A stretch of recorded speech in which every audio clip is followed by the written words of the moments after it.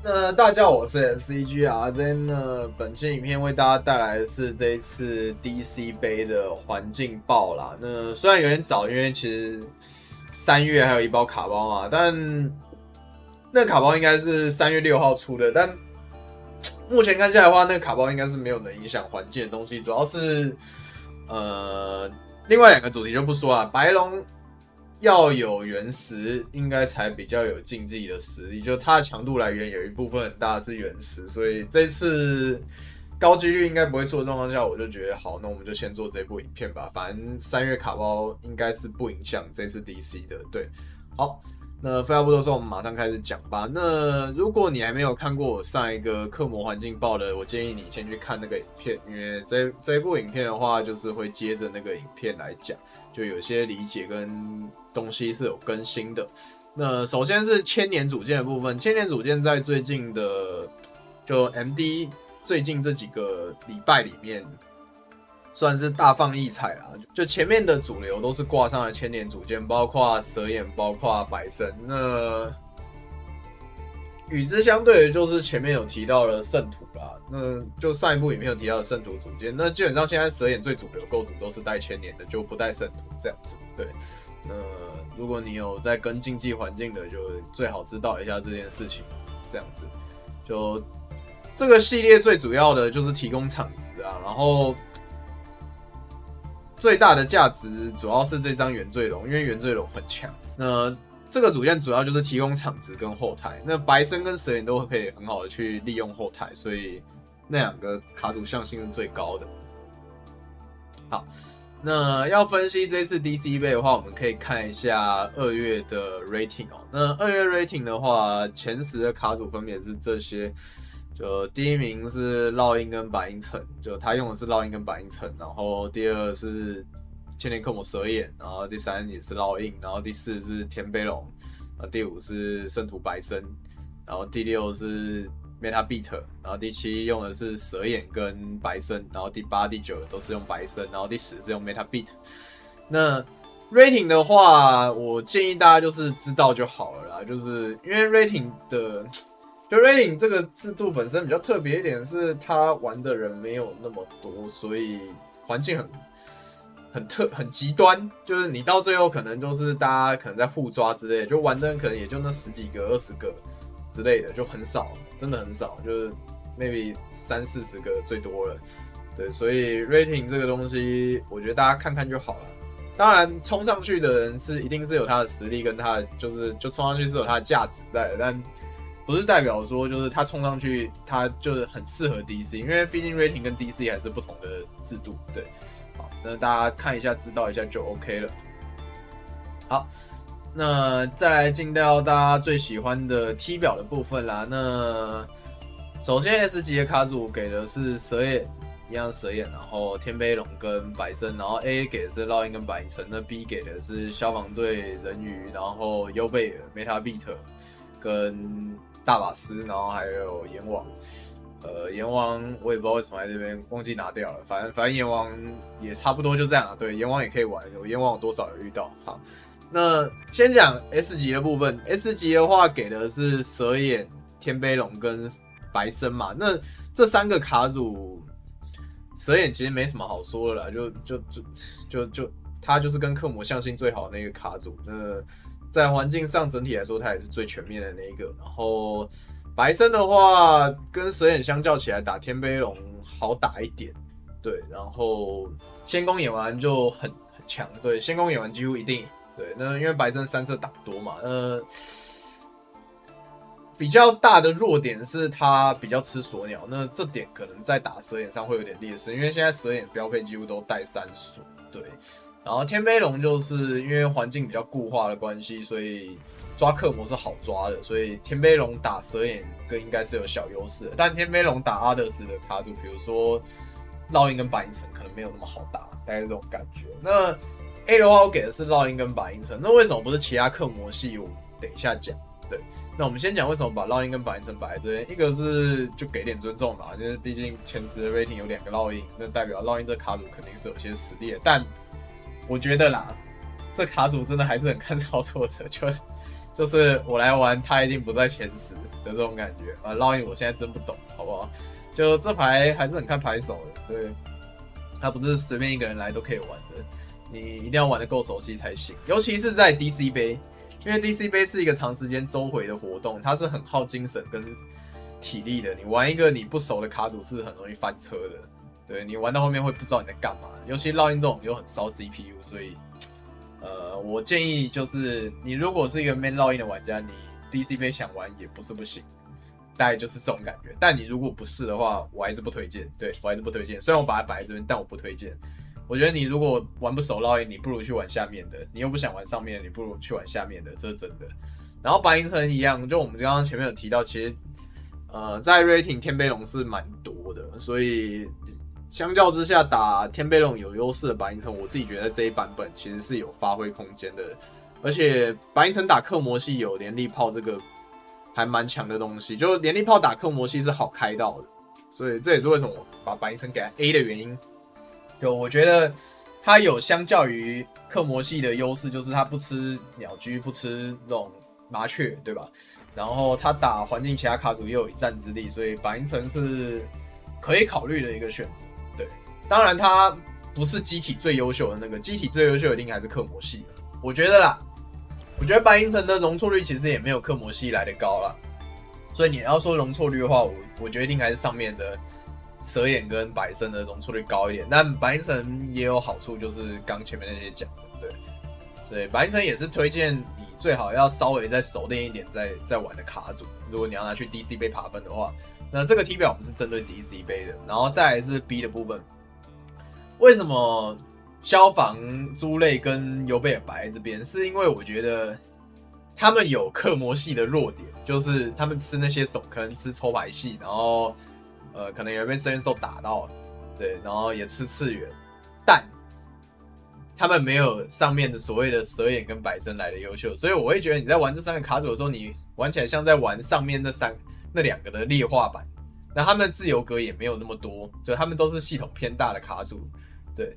那包括奇美拉也是，我觉得如果你是真的绝活的玩家，也是可以玩的，就他们也是能靠，应该也是能上分的，但是构筑上需要特别调整，然后先天机体上没有特别优势，我是这样觉得。对，这也是为什么我把他们排在 B 啊，就是他们是克魔系，他们有那些弱点，但他们有上面那2个的优点，所以我觉得一般般，就没有到很优秀的选择，尤其是尤贝尔。因为你们就大家应该也知道，我也算蛮喜欢尤贝尔啊，毕竟我都带他去世界赛嘛。但我觉得那牌组这版真是扶不起，我接受不了。我觉得他就是个下位版的蛇眼。对，好，梅拉比特跟大法师就是那样，就是猎木红光宇宙，然后王冕谷这种的，然后就反主流嘛，对。但我自己觉得啦，这2个牌组你要在 DC 爬到高分也是比较不好，就是不太好爬，因为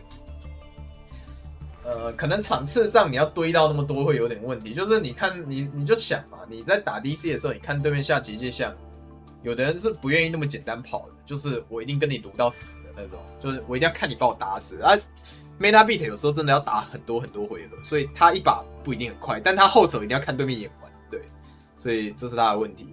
然后大法师也是差不多啦，类似的问题。然后大法师这卡组就也多少吃一些手坑，比如说最近环境可能比较流行的幽鬼兔，然后他也吃3战，所以扛坑性就也没有到你们想的什么手坑都不吃啊，说实话。所以我觉得这2个在 DC 没有那么优秀，当然在环境内是可以玩的，所以也就排在这里。那简单来说，如果你要爬 DC 2阶的话，我会建议你在上面3副选1副，然后如果你是绝活哥的话，可以选这个。白银城也建议要比较高一点的熟练度再选这个。那下面都是推荐有爱在玩，或是你有什么执着在玩。对，那我的理解上起不到很大的优势，但是就这些卡组没有很大的优势，但每个人理解不同嘛，所以大家可以自己来想象，好不好？那以上是我对这个环境的T表的排法。好，那再来是构筑的部分。构筑的话，这一次我就大部分都是搬 rating 的构筑啦。虽然我说 rating 环境很极端，但是参考那肯定是可以参考。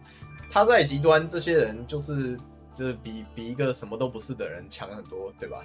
所以肯定是很好可以参考的对象。好，那 rating 第2的谁能所任选手，用的是千年克魔蛇眼，对。好，那构筑上的话，就是最近比较流行的版本啦，就是放千年，然后放克魔，然后它采用的是场地研磨。那值得一提的是，最近我也有在用那个追走加陷阱加研磨这个组合，就比起这个场地研磨多了一个废件，但是黑魔女可以盖森狼，这个在 BO1 来说有一些优势，所以最近我用的是那个版本的。当然，你单纯带场地研磨也是 OK 的。好，那额外的话，基本上14格是固定格，除了光子清以外的14格都是固定格，就基本上不会动。然后光子清跟真血弓是可以做替换的，这个看你的理解。对，我自己觉得就是各有优劣啦。这个我在实况上也被问到烂掉了，所以我现在讲一遍，好不好？首先，光子清可以比较有效的解决一个问题，就是蛇眼怕陨石。对，那光子清的问题是什么？有可能你左边叠了R8，然后你摆在那里，然后右边你下怪被炮影展开不了，这是有可能的。嘿，就是光子清的场值没办法用于展开，所以它的要手坑能力其实比较弱，因为你虽然叠了一个东西在那边护航，但你实际上起到的效果跟真血弓是一样的，就是要了校分，要了灰流，你甚至挡不了炮影，真血弓还多要一个炮影，对。所以光子清的问题在这里，就是而且你还会把原罪龙叠在下面，就这卡片会把原罪龙叠在下面。那千年克魔蛇眼有一个 combo 是很赚的，就是那个熟女埋原罪宝，然后那个就是原罪宝把那个原罪龙洗回去，可以抓小蓝，然后再通招小蓝，这个 combo 很赚。对，当然你会叠光子清，一定是你能动嘛，所以。这个也还好啦，就只是我就觉得原罪龙压在下面就是不太舒服。好，然后相比的话，真血弓的优势是什么？一个真血弓可以看牌组资讯 ，BO1 的牌组资讯其实很重要，所以翻那4张，就是你可以看到的牌组资讯是很多的。然后真血弓的要手坑能力比较强，他很多人都是会往他身上缴校分、缴灰流、缴炮影的。那他如果不交的话，有时候你跳个小蓝，对他也不用交了，就他就很亏，对。好，那差不多，大概就这样吧。所以我的结论是各有优劣，但我自己喜欢真血弓一点。好，然后再来是这个 rating 第7的普利达姆选手，那他使用的就是追走型啦，就是你看他有带追走，然后大眼魔跟深狼的，对，这就是我刚刚讲的。然后他带真血弓。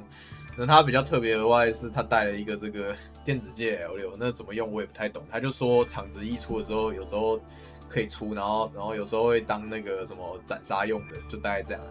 那我觉得如果不懂的话，就带崩界凤凰就好了。对，我觉得区别应该不大。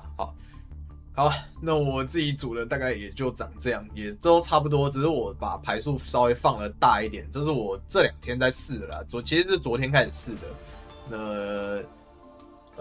反正就昨天自己随便打，然后胜率也蛮高的，就上大11了。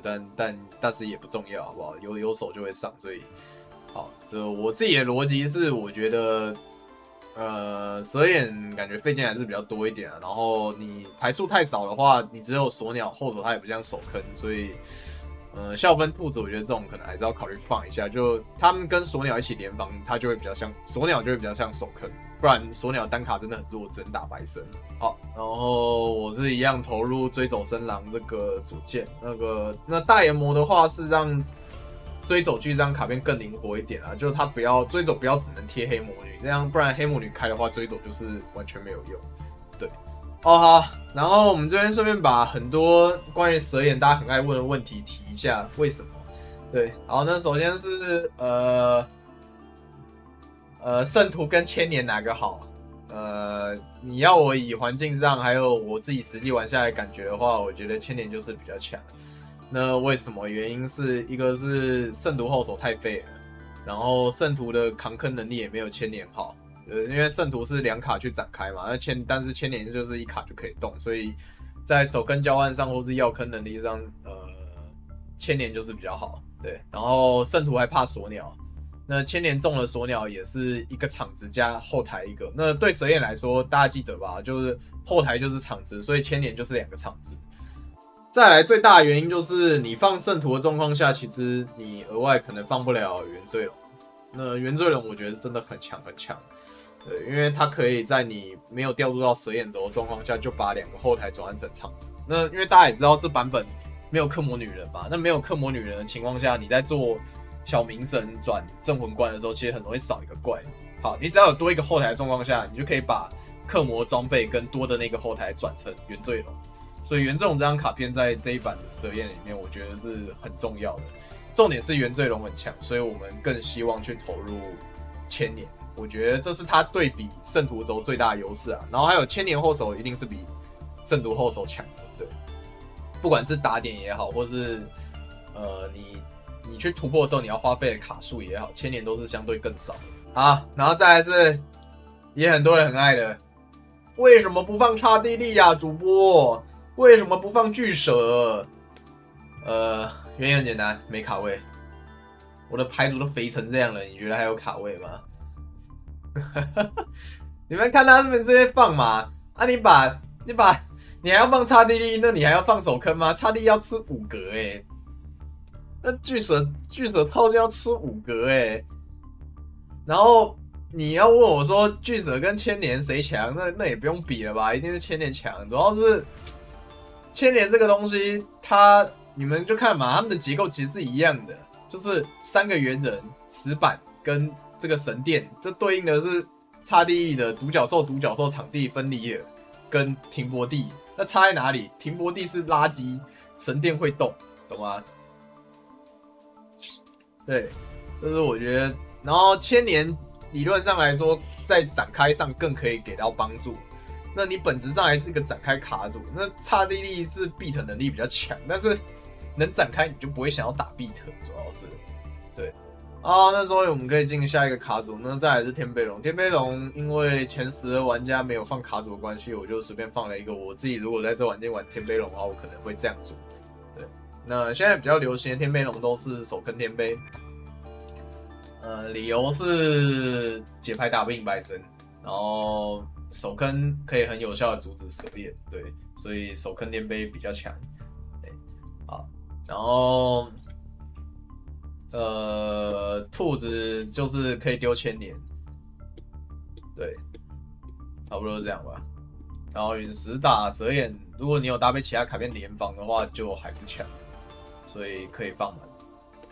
那有些人会放水母，水母的优点是可能会让对手的操作变形，那你的其他刺激手坑就可能可以有效击中。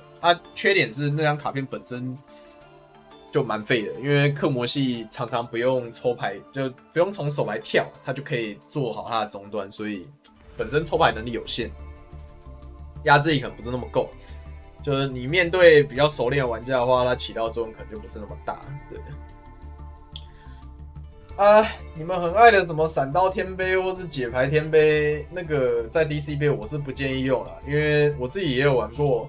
那它的问题是你要不看对面把 full combo 打完，那你忍受不了，你一天要看10个白身打完他的全阵的，相信我，白身做招又臭又长的。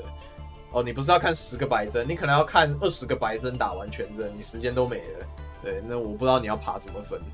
对，而且手坑天杯、解牌天杯，你胜率再高，你打白身胜率就是很低。你打蛇眼也不是100%赢，所以对你还要打天杯龙内战，嘿，你还要打天杯龙内战，所以就自己看着办吧。我不推荐你们在 DC 玩，平常喜欢玩都可以玩，就好玩是好玩啦，但太花时间了，所以不太推荐在 DC 杯玩这样。有理解可以自己考虑选择，大概就这样。然后烙印大家看看构筑，然后我没办法解释，对，我不懂烙印，这是星辰的，然后白银城也是他的。那白银城的话，白银最近比较比较流行的构筑还是要放那个啦，连力炮，主要连力炮打克魔系还是好。然后藏币的话，应该还是针对天杯龙在带的，就那时候雷霆天杯龙很多嘛，大家可以再考虑这样子。然后白身的话，2个白身，白身的话，这个白身也是 Freedom 用的，主要它是用这个刹帝利克魔蛇眼，不。刹帝利克魔白身啦，那这个是我们比较早会看到的版本，就是有带踢腿、有带努力、有带男人的，那大家就参考一下就好。那它是有带神轩去给那个8星调度的，好，然后另外一个是也是刹帝利克魔白身，但他这个克魔他是只带一个男人，那理由是他可能不想要抽到努力，不想抽到更多踢腿，但男人上手就是废件，因为白身抽那个克魔主剑，其实没有场面不会变大，它只是就是多一个补点而已，所以然后克魔又吃锁，所以就有些人优化方向就会往就是只带一个克魔男人去这样组啦，对，就是白身比较特别构筑的部分。好，然后最近也有那个千年白身，就一样，你就把刹帝利的卡格换成千年卡格，然后额外记得带那个原罪龙就 OK 了，对，大概就这样。那也有带踢腿没带踢腿的一样，千年轴也是一样，对。他只带一个克魔男人，他就完全就是只靠额外的小名声去转出那个克魔轴啦，他就是靠场子去转，就他完全不靠那个手抽克魔这样子，就大家应该可以理解。那克魔男人如果上手就从手牌跳就可以了。好，那最后就是 Meta Beat， 那这部分大家自己看看就行了，我也没有太多理解，不方便多说些啥。对，那我觉得 Meta Beat 一样啊，就跟刚前面讲的一样，就是上分效率可能比较差，对，建议真的很有爱的玩家在玩这样。那手跟部分的话，白身就是校分一定会带，因为它本家可以调度。然后你带校分的话，就泡影灰居这基本嘛。然后鸟居其实你看要不要带一张给剑子吧。我自己觉得蛇眼跟白身最多带到一张鸟居就好了，因为其实大家对抽白系手坑都是有对策的。然后你打天贝的时候，鸟居就是一张废纸，对。然后兔子的话是这一版相对比较。可以有它发挥空间的一个卡片，因为兔子可以炸千年轴，这是最主要的。然后天贝龙场地也可以炸，所以兔子这张卡片的话，这一版打点比较广一点，就大家会比较愿意去携带这样子。对，然后锁鸟这个卡片的话，基本上是只有蛇眼在带的，因为。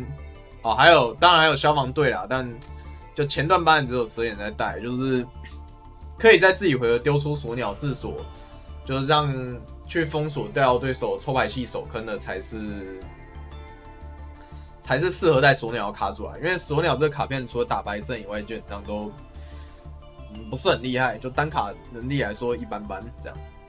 你们如果自己不是玩这些卡组的，你们就自己想一下自己要的是什么啦。你想要先攻强一点，就不要带太多鸟居；你想要后攻能赢克魔系的，你可能就可以考虑带鸟居这样子。对，不然就是带手坑连放，比如说消分泡影，然后有鬼兔这样之类的。对，有鬼兔对它的价值还是它可以对掉那个猿人啊，因为猿人通过它就是3个场子，就有点烦，所以。有尾兔可以一卡对掉猿人的状况下还蛮好的，这样灰流就可以留着去挡克魔。